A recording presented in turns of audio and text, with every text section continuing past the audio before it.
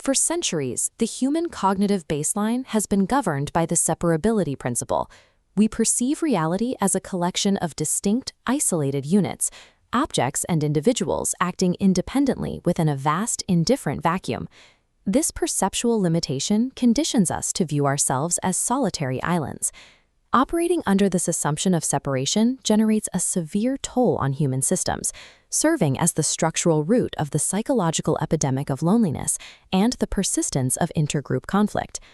The ancient contemplative concept of divine oneness describes a world where nothing is truly separate and individual boundaries are porous. Today, the mechanics of several distinct scientific disciplines are beginning to align with this unified framework. Research across quantum mechanics, neuroscience, and macro-sociology provides empirical evidence of systemic non-separability. These fields show a universe characterized by non-locality and dynamic cross-organism coupling. Aligning our cognitive software with this fundamental architecture has become an existential requirement. The stability of the individual and the global collective relies on recognizing the actual physical grid we inhabit. Albert Einstein famously rejected the concept of quantum non-locality, describing the instantaneous correlation of distant particles as spooky action at a distance. He argued in the EPR paper that quantum mechanics must be incomplete because it appeared to violate the principle of spatially separated autonomous systems. Physicist John Bell eventually formulated the Bell inequalities to test this requirement for locality. Decades of experimental physics have consistently shown that while systems appear separate, the condition of outcome independence is unequivocally violated. This violation implies that when the quantum state of one entangled particle is measured, its partner is determined instantaneously, regardless of distance. Rather than sending signals across space, these particles behave as a single, indivisible physical system. Physicist David Bohm extended this understanding of non-separability to the entire cosmic architecture, proposing that fragmented objects are merely surface manifestations of a deeper reality. In Bohm's framework, the explicate order of distinct objects is a surface phenomenon. It unfolds from an underlying implicate order of undivided wholeness, mathematically similar to a hologram, where every part contains the information of the whole. Sir Roger Penrose and anesthesiologist Stuart Hameroff grounded this quantum wholeness in human biology through the orchestrated objective reduction theory, or OR. OR hypothesizes that consciousness originates from quantum vibrational computations inside neurons, specifically within microscopic structures called microtubules. These computations are orchestrated by synaptic inputs and terminated by the fundamental geometry of spacetime. This mechanism suggests that consciousness is an integrated property of the continuous cosmic field.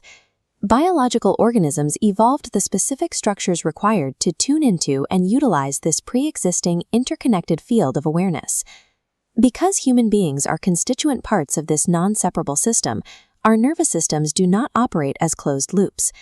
The field of second-person neuroscience utilizes hyperscanning technologies like functional near-infrared spectroscopy to study multiple interacting individuals simultaneously, looking for signs of real-time neurobiological coupling. This data visualization shows interbrain neural synchrony. At the start, waveforms from two separate brains are completely out of phase. During cooperative tasks, these neural oscillations lock into phase alignment. This coupling allows individuals to anticipate each other's behaviors within a shared task. This physical interconnectedness extends beyond the brain and into the autonomic nervous system through cardiac physiological synchrony. Shared emotional experiences can cause the heart rates of interacting individuals to synchronize. This physiological coupling is strongest in established relationships, acting as the biological substrate for emotional contagion, where internal states are mirrored between nervous systems. Human interactions are more than cognitive exchanges.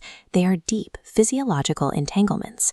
The internal state of one nervous system actively modulates and harmonizes with the state of another, creating a multi-organism systemic whole. While our biology is programmed for connection, the ego often enforces a false narrative of being an isolated island. The Stanford Social Neuroscience Laboratory identified an empathy perception gap.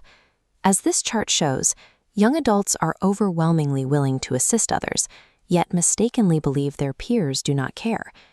Viewing peers as uncaring causes defensive social withdrawal, creating a self-fulfilling prophecy of loneliness. Isolation signals an existential threat to an organism evolved for survival through cooperation. Studies show that social rejection activates the dorsal anterior cingulate cortex, the same brain region responsible for processing acute physical pain. Correcting the empathy perception gap with empirical data has been shown to increase social risk-taking by nearly 90%.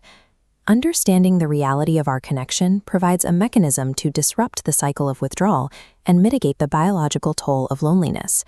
When we ignore these principles of interdependence at the level of governance, the result is systemic exploitation and eventual physical collapse. The flood control infrastructure crisis in the Philippines illustrates the consequences of a zero-sum paradigm. Between 2022 and 2025, the Marcos Jr. administration allocated 545 billion pesos for climate adaptation. These appropriations have ballooned over recent political cycles, often bypassing scientific hazard mapping in favor of non-transparent budget insertions. In a dualistic system where leaders view public funds as private spoils, resources meant for collective survival are systematically diverted through entrenched kickback networks. This flowchart tracks the mechanics of systemic separation. Funds meant for the public move through a hierarchy of illicit payout collectors, ultimately concentrating in favored monopolies while bypassing rational, data-driven planning. State-sponsored degradation, like destructive mining permits, is often fast-tracked under the guise of climate solutions. This damages the very environmental systems necessary for long-term stability. The physical manifestation of this systemic theft is substandard engineering. During severe storms, the result is tragic loss of life, agricultural devastation, and the exhaustion of communal resources merely to survive recurring disasters. These failures demonstrate that extracting resources from the collective body eventually compromises the environment of the perpetrator. One cannot harm the system without inducing a feedback loop that affects the entire whole. Realizing our inherent interconnectedness does not mean accepting corruption or exploitation. Passive tolerance is not a requirement of unity.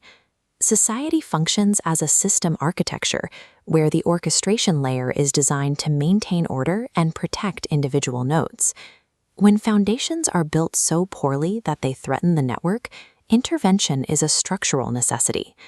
If a cluster of cells within an organism begins to harm the rest of the body, the immune system mounts a fierce defense.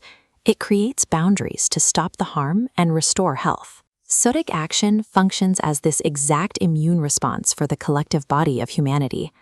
Mass protest is a systemic attempt to debug the architecture of society, demanding that resource distribution align with the actual needs of the people.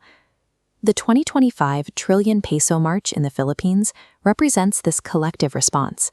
Citizens demanded absolute accountability, shifting from viewing natural disasters as unavoidable acts of nature to recognizing them as indictments of state failure.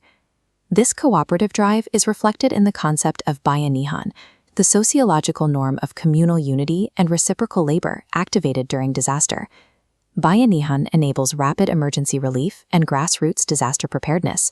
It demonstrates that when the illusion of separation is suspended, communities can withstand extreme environmental and systemic pressures. Enforcing boundaries against systemic injustice is an act of respect for the unified whole. It is a necessary step to ensure the energetic safety of every node in the network. Navigating injustice through the lens of oneness requires recognizing a shared essence without permitting earthly harm. This involves several practical protocols. First, interrupting the judgment cycle prevents the ego from adopting the same frequency of separation as the perpetrator. By recognizing where fragments of their flaws exist within your own shadow, you replace condemnation with grounded compassion, preventing their actions from infecting your inner peace. Second, action against injustice must be fueled by a commitment to the community's safety rather than a punitive desire to destroy. This approach seeks to stop the harm while acknowledging that we are all extensions of the same unified field. Every mundane choice, from mindful interaction to conscious consumption, shapes the biological synchrony of the planetary network. We are responsible for the quality of the vibrations we send through our specific corner of the web. By replacing the illusion of scarcity with the reality of non-separability, we align ourselves with the permanent architecture of the cosmos. In this framework, nothing is truly separate, and nothing is ever lost.